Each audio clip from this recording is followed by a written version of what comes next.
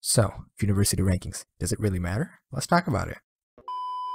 Hello everyone and welcome back to another video. If you're new to this channel, my name is Rob and I'm planning on making US admissions content every single week. So if that's something that you might be interested in, make sure that you're subscribed and turn on the bell notifications for my channel. Okay. I've been planning on making this video for a while now, but it felt like the perfect time to release it as the 2022 rankings for QS just came out, and that led to a lot of discussions. For ease of comparison, I'll instead be using the data from 2021 rankings as most publishers have not released their 2022 rankings yet. Nice. Every year, publishers such as US News, QS World Rankings, ARWU, Niche, Times Higher Education, Forbes, and many others publish rankings. Now, these big corporations tend to release a few categories of rankings, but without a doubt, the most popular ones are the ones that are the overall rankings. But here's the catch.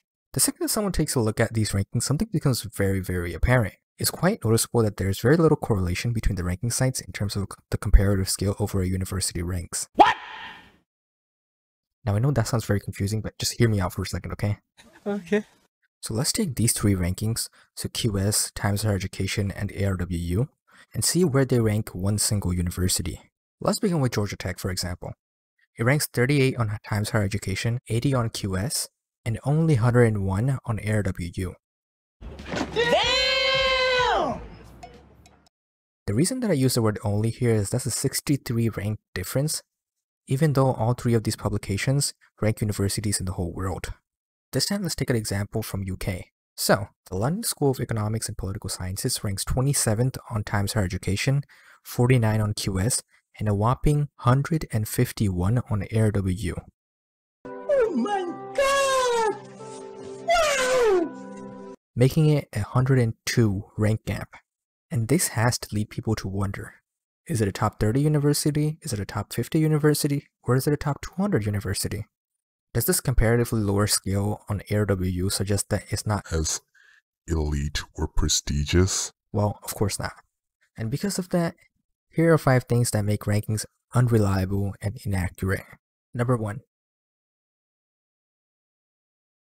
University rankings have become somewhat of a popularity contest nowadays, making mid to low tier institutions seem pale in comparison to higher ranked universities just by stamping a number onto it. Now, this would have been fine if the number was accurate, but it isn't. Different publications have different ranking criteria, and almost always these criteria are biased towards institutions with a bigger marketing budget, but we'll talk about that later. Okay. Many universities don't even meet the criteria to be ranked, or simply just choose not to submit their data to these websites.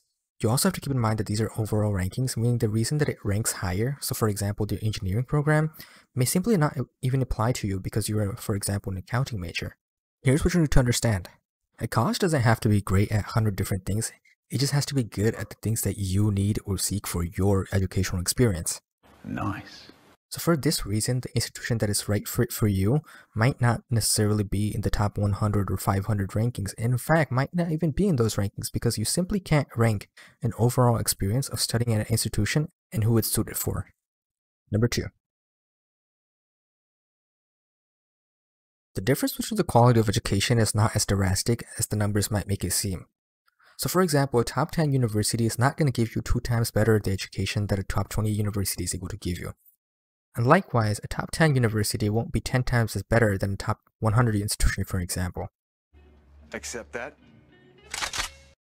Even in these ranking sites, many of these universities have very similar scores, and when you notice that, it's very easy to tell that there's very minor difference between them, and they're ultimately a world-class education that you're going to be receiving. For that reason, you shouldn't simply just dismiss a university because it's not, let's say, in the top 200 university, for example.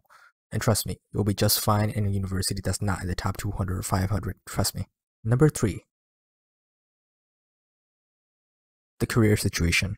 So what I mean is you're not going to just walk into a job interview and get the job because your college ranks 20 or 200 ranks above the other universities that the candidate is graduated from. And instead, what will actually matter is your academic performance, your personal traits, the alumni and network connections that you make, your practical knowledge, your institution's placement initiatives, and other factors which ultimately depend on you and can be found in almost every single institution. Okay. While bigger institutions might have a larger number of successful alumni, a smaller college will have fewer people reaching out to those helpful alumni. And for that reason, they'll be able to connect better with those alumni. Nice. Before I continue to the rest of the video, I just wanted to say that if you found this video helpful so far, make sure that you have subscribed and leave a like, and just let me know in the comments, what's your thoughts on the rankings? So, Number 4. Some things just can't be measured because they're qualitative and not quantitative. What?